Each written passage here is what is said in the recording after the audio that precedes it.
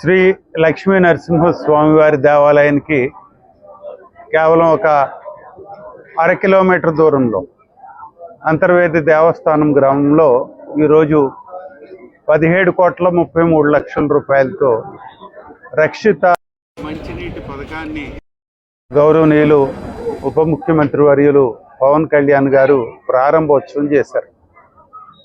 ఇది 13 ఆవాసాలకి సుమారుగా 5,000 ఇళ్ళకి నీరు సప్లై చేస్తూ ఉంది. ఈ 4 గొంది, అంతర్వేది దేవస్థానం, అంతర్వేది పల్లిపాలెం, అంతర్వేది కర, ఈ 4 గ్రామాలు కూడా తీవ్రమైన మంచినీటి ఎద్దడి గల గ్రామాలు.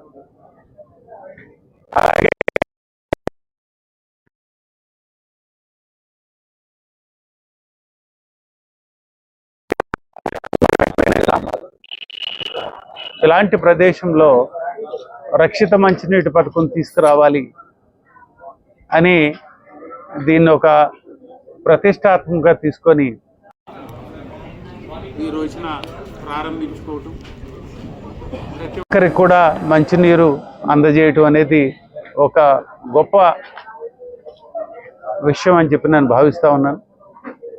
అలాగే గొందిలాంటి గ్రామం చూసినట్టయితే గతంలో బూతులు తీసుకొని పిట్ ట్యాప్స్ నుంచి మంచినీళ్ళు పెట్టుకున్న పరిస్థితి నుంచి ఈరోజు మంచినీరు అందుబాటులోకి తీసుకురావటం, మార్చి నెక్స్ట్ 2027 కల్లా పూర్తిగా ప్రతి ఇంటికి కూడా ప్రతి రోజు మంచినీళ్ళు ఇచ్చే కార్యక్రమానికి శ్రీకారం చుట్టాం.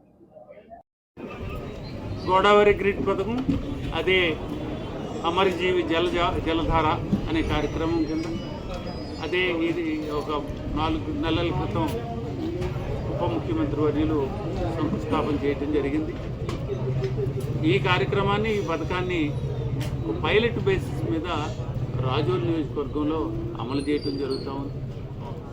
ఈ స్కీమ్ కింద 50 కొత్తగా ఓవర్ హెడ్ ట్యాంకులు కట్టుకోవటం, 600 కిలోమీటర్ల పొడవు పైప్ లైన్ వేసుకోవటం, ట్రంక్ లైన్ కూడా ఒక 60 కిలోమీటర్లు వేసుకోవటం, అలాగే 30,000 కొత్త ట్యాపులు పెట్టుకోవటం, ఇప్పుడున్న పాడైపోయిన ట్యాప్లు కానీ పైప్ లైన్లు కానీ పూర్తిగా రిప్లేస్మెంట్ చేయటం, తద్వారా ప్రతి ఇంటికి మంచినీళ్లు ప్రతిరోజు అందిస్తామనే లక్ష్యం ఏదైతే పెట్టుకున్నామో ఈ కూటమి ప్రభుత్వం రావడానికి ముందు మేనిఫెస్టోలో భాగంగా త్వరలో మేము చేరుకుంటామని చెప్పి ఈ సందర్భంగా ప్రతి ఒక్కరికి మేము తెలియజేస్తాం. ఈ స్కీమ్ ఏదైతే ఉందో ఈ రోజున ప్రారంభించాం. ఇది ఈ గ్రిడ్ పథకంలో ఒక ఇంటిగ్రల్ పార్ట్గా ఉంటుంది. స్టాండ్ బై అరేంజ్మెంట్ కింద ఉంటుంది. తప్పనిసరిగా ఏదైతే ప్రయోజనాలు 2 లక్షల పైచీలకు 2.5 లక్షల వరకు ఉన్న ప్రజానీకాన్ని అందరికీ కూడా మంచినీళ్ళు అందజేస్తామని, ఈ పరిస్థితి ఇప్పుడున్న పరిస్థితి చూసినట్టయితే ప్రజలందరూ కూడా సుమారుగా 100 కోట్ల రూపాయలు వెచ్చించి, ప్రజాధనాన్ని వెచ్చించి బయట నుంచి మినరల్ వాటర్ కొనుక్కున్నారు కదా చాలా కాలం. దాన్ని నుంచి వారిని బయటకు తీసుకురావాలి. అలాగే 90 కిలోమీటర్ల మేర ఈ మంచినీరు కాలువల ద్వారా ప్రయాణం చేసి ఇక్కడి నుంచి మనం ఫిల్టర్ చేసుకున్న పరిస్థితి, దాంట్లో వ్యర్థాలు కలిసిన పరిస్థితి, దాని నుంచి తప్పించి మనం ఈ రోజున నేరుగా ధవళేశ్వరం నుంచి అఖండ గోదావరి నుంచి నీళ్లు కలెక్ట్ చేసి అక్కడే శుభ్రపరిచి నేరుగా ప్రతి ఇంటికి సప్లై చేసే విధానాన్ని తీసుకొస్తున్నాం, పైప్ లైన్ సప్లై ద్వారా. అలాగే ఇంకొకటి చూసినట్టయితే గౌరవ పవన్ కళ్యాణ్ గారు ఈ విషయంలో పూర్తిగా శ్రద్ధ తీసుకొని కేంద్ర ప్రభుత్వంతో సంప్రదించి 2025 కంప్లీట్ అయిపోయిన ఈ జలజీవన్ మిషన్ అనే పథకాన్ని 2028 వరకు ఎక్స్టెండ్ చేయించడం ఒక గొప్ప ఇనిషియేటివ్. అది ఆయనకే సాధ్యమైంది, ఈ ప్రభుత్వానికే సాధ్యమైంది, లేకపోతే గౌరవ నారా చంద్రబాబు నాయుడు గారికి సాధ్యమైంది. ఈ 3 పార్టీలకు కలిసిన ఈ కూటమి ప్రభుత్వం ఎంతో ప్రతిష్టాత్మకంగా ఈ కార్యక్రమాన్ని ముందుకు తీసుకెళ్ళి రాజోల్ నియోజకవర్గానికి ఒక పెద్ద ప్రయోజనాన్ని చేకూరుస్తుంది. సుమారుగా 250 కోట్ల రూపాయలు వెచ్చించి ప్రతి వారికి కూడా మంచినీళ్ళు ఇవ్వాలనే కార్యక్రమాన్ని ముందుకు తీసుకెళ్తూ వచ్చే 10 నెలల 11 నెలల కాలంలో ప్రతి ఒక్కరూ దీన్ని సద్వినియోగపరచుకోవాలని నేను చెప్తా ఉన్నా. ప్రతి ఇంటికి వచ్చిందా లేదా ట్యాప్ సరిగా పనిచేస్తుందా, పైప్ లైన్ ఉందా లేదా, ఓవర్ హెడ్ ట్యాంక్ ఉందా లేదా, ఈ విషయాల మీద పూర్తిగా ప్రజలందరూ దృష్టి పెట్టాలని ముఖ్యంగా నాయకులందరూ కూడా దీని మీద దృష్టి పెట్టాలని గ్రామంలో ఉన్న మన గ్రామ శాఖలు కానీ మిగిలిన నాయకులు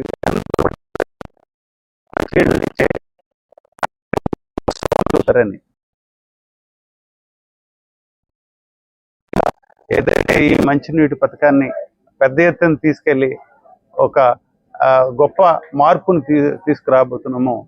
ఎందుకంటే ప్రజలు దీంతో ఎంత ఇబ్బందులు పడుతున్నారంటే 100 మంది డయాలసిస్ పేషెంట్లు మన దగ్గర చికిత్స పొందుతున్న పరిస్థితి. అసలు ఇక్కడ ఉండటం కంటే వలస వెళ్ళిపోదామా అనే పరిస్థితులు ఉన్న జనం. అలాంటి పరిస్థితి నుంచి ఒక మార్పు తీసుకురావటువంటి గొప్ప సంగతి అది పవన్ కళ్యాణ్ గారి నాయకత్వంలో జరుగుతున్నందుకు వారికి ముఖ్యంగా నేను ఈ రోజున వారు ప్రారంభించినందుకు ఈ పథకాన్ని వారికి అభినందనలు తెలియజేసుకుంటూ కృతజ్ఞతలు తెలియజేసుకుంటూ ప్రభుత్వానికి మరి ముఖ్యంగా ప్రభుత్వాన్ని నడిపిస్తున్న చంద్రబాబు నాయుడు గారికి వారికి కూడా నేను అభినందనలు తెలియజేసుకుంటూ సెలవు తీసుకుంటాను. నమస్కారం. అంతర్వేది లక్ష్మీ నరసింహస్వామి ఆశీస్సుతో అంతర్వేది దేవస్థానంలో ఈరోజు మంచినీటి చెరువు ప్రాజెక్ట్ని వర్చువల్గా ఓపెన్ చేయడానికి చేస్తున్నటువంటి డిప్యూటీ సీఎం గారు శ్రీ పవన్ కళ్యాణ్ గారికి, కలెక్టర్ గారు మహేష్ గారికి, మనందరి ప్రీతంప ఎమ్మెల్యే దేవర ప్రసాద్ గారికి, ఓఎన్జీసీ ప్రతినిధులకి, అలానే ఉన్న కూటమి నాయకులందరికీ కూడా పేరు పేరున నమస్కారాలు తెలియజేస్తున్నానండి. ఏ రెవెన్యూలో చూసుకున్నట్టయితే కనుక మన కోనసీమ జిల్లాలో రాజులది ఒక ప్రత్యేకమైన స్థానం, ఒక దీవి. చుట్టూ వాటర్నటువంటి పరిస్థితిలో ఉన్నా కూడా తాగునీటికి చాలా ఇబ్బంది పడే పరిస్థితి. దీన్ని ఓవర్కమ్ చేయడానికి అపర భగీరథులాగా మన ఎమ్మెల్యే గారు ఎంతో కృషి చేశారు. అలాగే మన ఆనరబుల్ సీఎం గారు, డిప్యూటీ సీఎం గారు ఉన్న ఫండ్స్ తోటి ఇక్కడ మంచినీటి ప్రాజెక్టు, సాగునీరు త్రాగునీరు అనే ఎటువంటి ఇబ్బంది కలగకుండా కోనసీమ జిల్లాలో పచ్చడి కార్పెట్, మనం కేరళ అనుకుంటాం, తర్వాత చూసుకుంటే కోనసీమ అనుకుంటాం.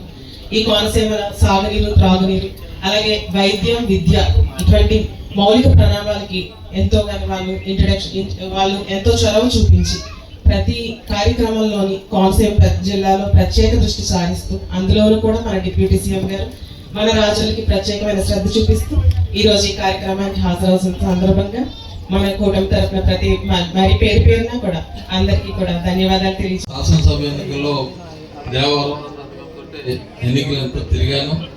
ఆయన తొలి నుంచి ఈ రోజు వరకు కూడా తాగునీటి గురించి ఎక్కువగా కలలు కానీ సాధించగలమా లేదా అని చెప్పేసి ఆయన మాటల్లో మేము రోజు ఎలక్షన్ ప్రచారంలో పక్కన ఉన్నప్పుడు వినేవాడు. రోజున కళలు సాకారం చేసుకునేటువంటి రోజు ఈరోజు ఆసన్నమైనది. ఆయనకు అభినందనలు తెలియజేసుకుంటూ దాంతోపాటు మరి శ్రీ పవన్ కళ్యాణ్ గారు కూడా ఈ కార్యక్రమంలో పాల్గొంటున్నారు కాబట్టి జిల్లా కలెక్టర్ గారు మీ ద్వారా కొన్ని సమస్యలు ఈ అంతర్వేది దేవస్థానం కేంద్ర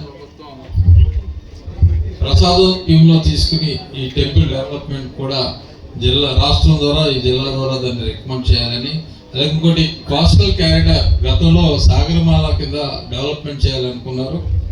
ఇది రామేశ్వరం నుంచి ఏదైతే నేషనల్ హైవే ఇంకోటి లింకప్ అవుతుందో దానికి అనుసంధానం రామేశ్వరం నుంచి అంతర్వేది మీదుగా శంకరగుప్తం కరవాక వరకు ఒక హైవే, ఒక నేషనల్ హైవే కాకపోయినా ఈ కారిడార్ని డెవలప్మెంట్ చేస్తూ అది కరవాక దగ్గర బ్రిడ్జ్ నిర్మాణంతో కార్టేన్ కోన వరకు కూడా వెళ్ళి యానో లింక్ అయ్యే థర్డ్ ఆల్టర్నేటివ్ రోడ్ కింద మనం ఎస్టాబ్లిష్ చేయడానికి అవకాశం ఉంటుందో పాటు ఈ ప్రాంతంలో ఫిషింగ్ ఎక్స్పోర్ట్ జోన్స్ కింద అంతర్వేది కరవాక ఇతర పల్లంపూరు ప్రాంతాల్లో కూడా ఎక్కువగా సముద్ర తీర ప్రాంతాల్లో ఉన్నటువంటి ఫిషింగ్ ఏదైతే ఎక్కువగా ఎక్స్పోర్ట్ చేయడానికి వీలయ్యే ప్రాంతాలు ఉన్నాయో ఇక్కడి నుంచి ఈ ప్రాంత ప్రజలకు ఇన్కమ్ సోర్సెస్ ఎక్కువగా రావడానికి, బిజినెస్ పెరగడానికి వీలయ్యేటువంటి మార్గాలు కాబట్టి దీన్ని కూడా మీరు గౌరవ ఉప ముఖ్యమంత్రి గారి ద్వారా దీన్ని పరిధిలోకి తీసుకుని 2 విషయాలు కూడా చెప్తూ, 3వ విషయం గతంలో ఎప్పుడో మోడీ గారు ప్రధానమంత్రి అయినప్పుడు డ్రెడ్జింగ్ కార్పొరేషన్ ఈ ప్రాంతంలో శాంక్షన్ చేశారు.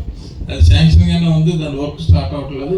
దాన్ని కూడా రాష్ట్ర ముఖ్యమంత్రి గారు, ఉప ముఖ్యమంత్రి గారు, గౌరవ శాసనసభ్యులు, మన జిల్లా కలెక్టర్ గారు నలుగురు ఈ ప్రాంతానికి సంబంధించిన ప్రధాన సమస్య అంటే తరచూ తుఫాన్లు వచ్చినా, ఇతర విపత్కర పరిస్థితులు వచ్చినా అలజడులు ఎక్కువగా ఉండి ప్రాంతంలో అంతర్వేది కరవాకి తీర ప్రాంతం అంతా కూడా అతలాకుతలమయ్యే పరిస్థితి ఉంది. కాబట్టి డ్రెడ్జింగ్ కార్పొరేషన్ ద్వారా కొంత ఎస్టాబ్లిష్మెంట్ చేస్తే పరిస్థితి ప్రాంతాన్ని కాపాడటంతో పాటు ఇమీడియట్ రిలీఫ్ రోడ్ కింద ఈ ప్రాంతం ఉంటుంది. దాని చేత దీన్ని కొంచెం ఆల్రెడీ కొంతమంది శాసనసభ్యులు రెస్టిఫై చేశారు. మన గౌరవ శాసనసభ్యులు కూడా దాని గురించి ఆలోచన చేసి దాని ప్రత్యామ్నాయ పరిస్థితుల గురించి మీరు ఆలోచన చేసి ప్రాంత ప్రజలకు మెరుగైన సేవలు అందించే ఈ సేవలు ఉపయోగిస్తారని ఆశిస్తూ సెలవు తీసుకుంటాం. District incharge minister Shri K Atchannaidu గారికి, respected member of legislative assembly Razole constituency Shri Devar Prasad గారికి, ఇక్కడికి విచ్చేసిన అందరికీ నమస్కారం అండి. Sir, this entire area of Secretariat and surrounding coast areas, there is a major challenge regarding drinking water is a major challenge. This might be due to geographical issues, geological issues and human interventions also. So these schemes, well, I think these two schemes particularly which we are going to inaugurate today. So first one is regarding under the aspect of Jal Jeevan Mission. So providing functional household taps under retrofitting scheme for around 30,000 population కి around 13 habitations ఇక్కడ benefit అవ్వడం జరుగుతుంది.